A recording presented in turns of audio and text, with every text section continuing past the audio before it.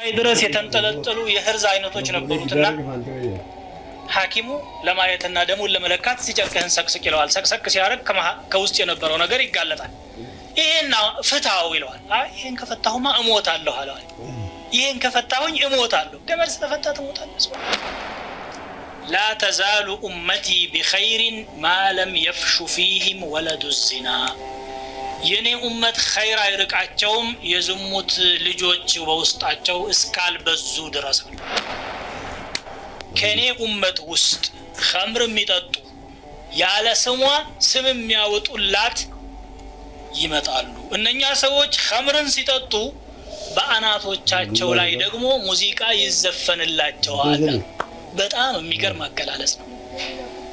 ከራስ በላይ ሙዚቃ እንዴት አድርጎ ነበር የሚሆነው በዚያን ዘመን?